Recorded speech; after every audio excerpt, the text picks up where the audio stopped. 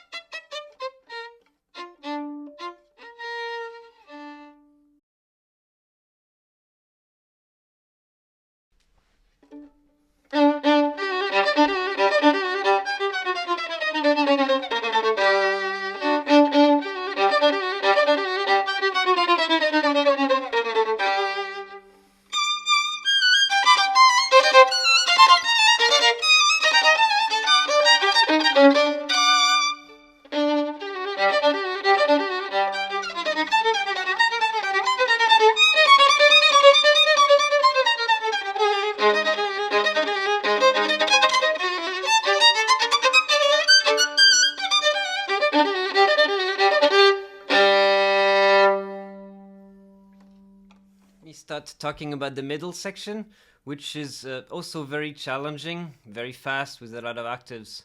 So in the first part, and before the repeat, again, I feel like the important point again is to make sure that your thumb doesn't move much. In fact, you can play most of these octaves with only one thumb motion for most hands. So think very much about where your thumb is positioned and when you move it, and it will create more stability in the passage. Of course, practice this first passage in octaves without the string crossings.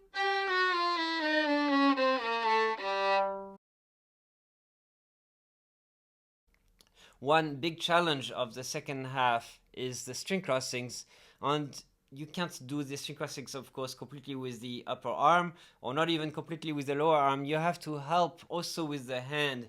So by playing the top notes a little bit on the outside of a stick and feeling like your hand is a little bit going down, on the lower notes the other way, so on the inside of the stick with your hand going up,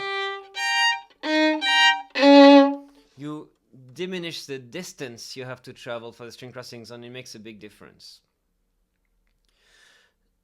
The other string crossing that is nearly impossible to play is the A flat major chord.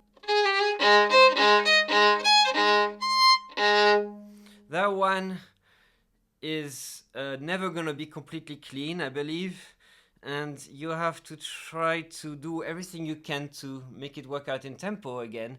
So playing off the string helps a little bit. I would keep this chord down through the passage, and then so that when you play it fast, and if you hit the middle strings, it actually sounds fine. And of course, grouping notes is really important in this. So most of the time it's good to have groupings coming on the main beats, but in this particular passage, I would group on the off beats.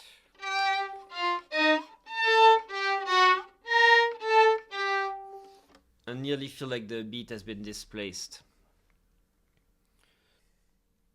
I hope this was helpful. Have a good practice and keep tuned for other studies.